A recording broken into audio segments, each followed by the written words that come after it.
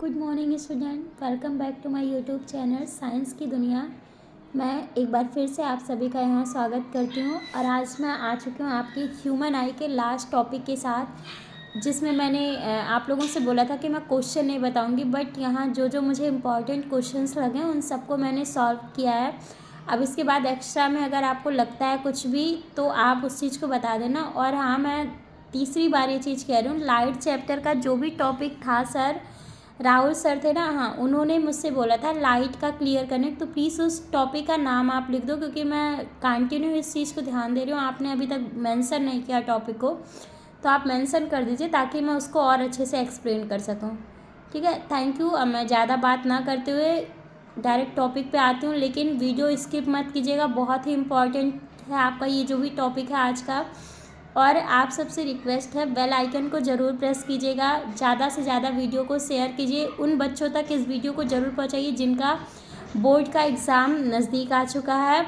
और like button पे ज़रूर प्रेस कीजिएगा, साथ ही साथ मेरे चैनल को सब्सक्राइब कीजिएगा, जिससे मैं और अच्छी अच्छी वीडियोज़ आपके सामने ला सकूँ। आज का आपका जो टॉपिक है वो है स्कैटरिंग ऑफ लाइट। इसके पहले मैंने आप लोगों को टॉपिक जो भी बताया था उसमें अगर कोई चीज़ आपकी नहीं क्लियर होगी तो आप ज़रूर पूछना।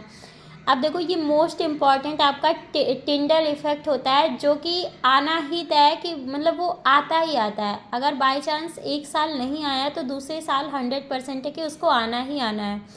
तो टिंडल इफेक्ट क्या होता है? When the beam of light strikes the minute particles of earth atmosphere, suspended particles of dust and molecules of air, the path of beam become visible. देखो, the phenomena of scattering of light by the colloidal particles, मतलब जो भी आपके light होती है, जो scattering light, मतलब कोई भी लाइट की बीम पड़े वो स्कैटर्ड, वो बट जा रही है किसके थ्रू? किसी छोटे कोलाइडल पार्टिकल्स के थ्रू। तो इस इफेक्ट को हम लोग क्या बोलते हैं? मतलब इस इफेक्ट की जो स्टडी होती है उसको हम लोग टिंडल इफेक्ट बोलते हैं। ठीक है।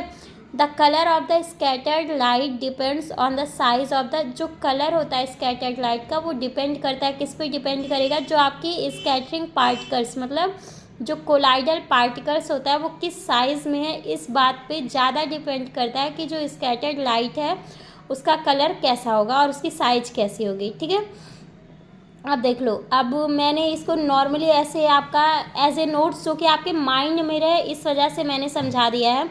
वेरी फाइन पार्टिकल्स, लार्ज मतलब बहुत ज़्यादा छोटा पार्टिकल या उससे बड़ा लार्ज पार्टिकल। ठीक है।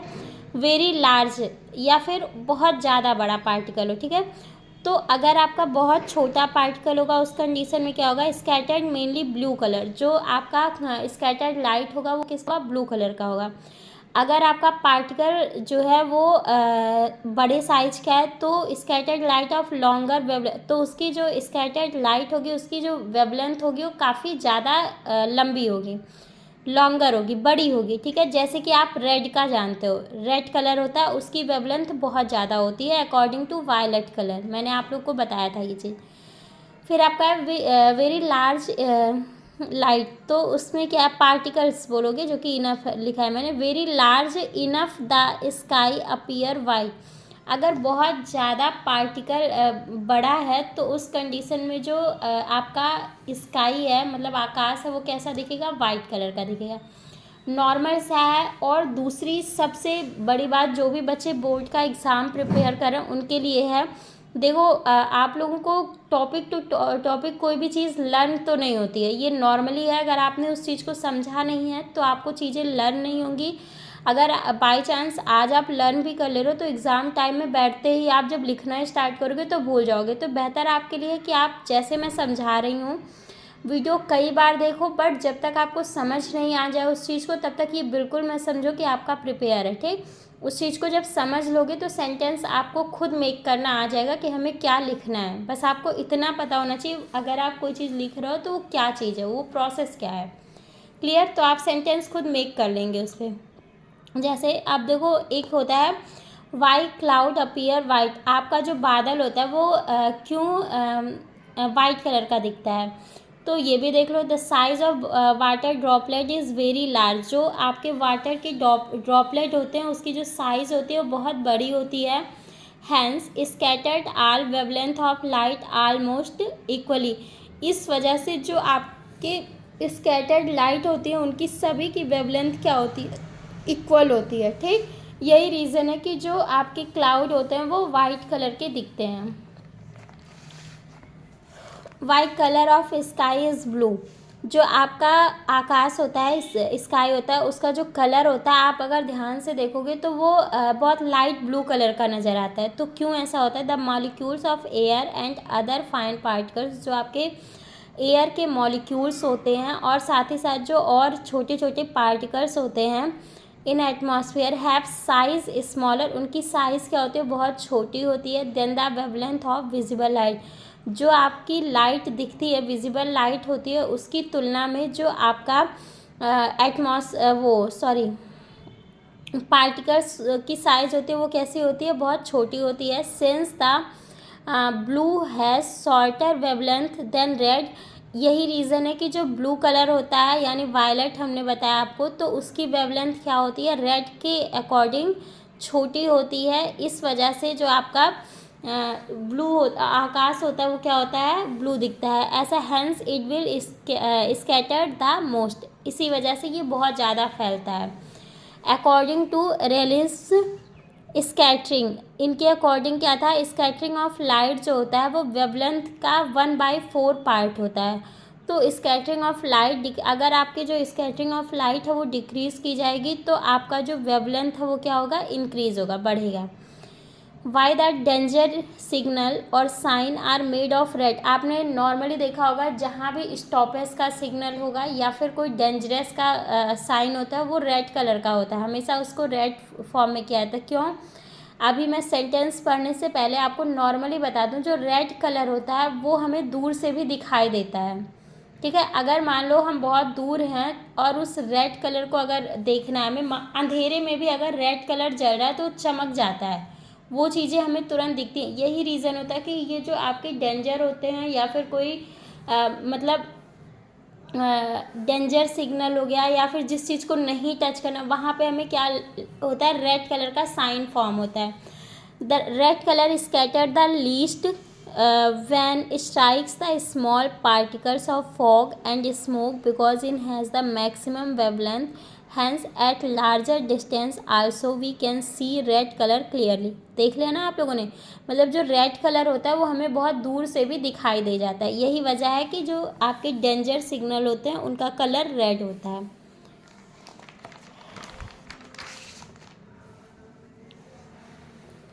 नेक्स्ट आपका क्या है, why planet do not twinkle, आपने देखा होगा जो प्लैनेट होता है वो ट्विंकलिंग नहीं करता, ऐसा क्यों होता है? Planets are closer to earth, क्योंकि जो ये प्लैनेट्स होते हैं वो अर्थ के क्लोज में होते हैं। Are seen as extended source of light that is the collection of large number of point size source of light, इनके पास जो लाइट का कलेक्शन होता है वो बहुत ज़्यादा होता है।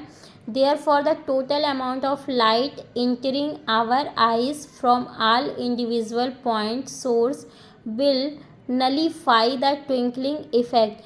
यही रीज़न है कि जो हमारे आँखों के अंदर मतलब जो जितने अमाउंट में लाइट हमारे आँखों के अंदर इंटर होता है उस अमाउंट के अकॉर्डिंग जो आपका प्लैनेट होता है वो ट्विंकलिंग करता है।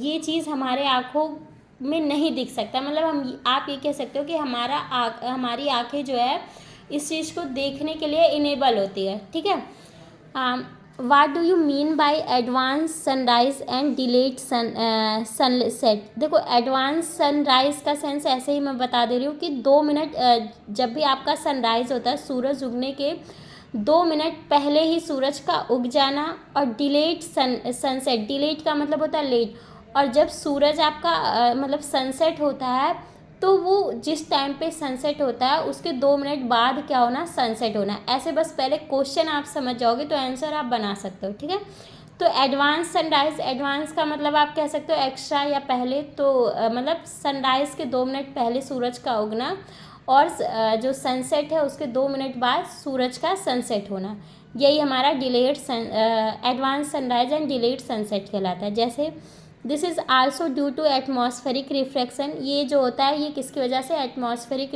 रिफ्रैक्शन की वजह से होता है। Because of this sun is visible about 2 minutes earlier than actual sunrise and about 2 minutes after the actual sunset. ठीक है, सेंटेंस वही लिखा है जो मैंने आपको समझाया है। ऐसा इसलिए हो पाया क्योंकि मैंने इसको समझा था, तो अगर आप लोग भी समझोगे तो आप लोग भी सेम अपनी लैंग्वेज को वहाँ लिख सकते हो। कोई ज़रूरी नहीं कि आप इक्वल कॉपी करो किसी चीज़ का।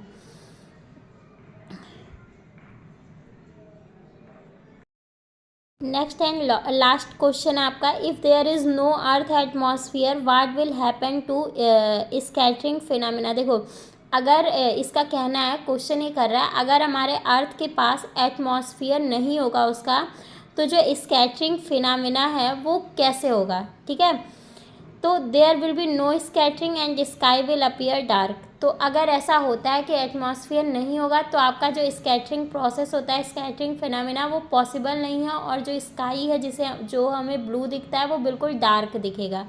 क्लियर। अब इसके साथ मैं ह्यूमन आई चैप्टर को क्लोज करती हूँ। अगर आपको इसमें कोई क्वेश्चन और ऐसा होगा जो नहीं समझ में आया तो प्लीज़ आप बच्चों पूछेंगे, तभी ऐसा मुझे फील होगा कि हाँ आप उस चीज़ को एब्जॉर्व कर रहे हो जो भी मैं आपको एक्सप्लेन कर रही हूँ। तो आप भी कोशिश कीजिए अपना बेस्ट, ताकि मैं अपना बेस्ट दे सकूँ। और जाते जाते आप सबसे रिक्वेस्ट है, लाइक बटन को प्रेस ज़रूर कीजिए।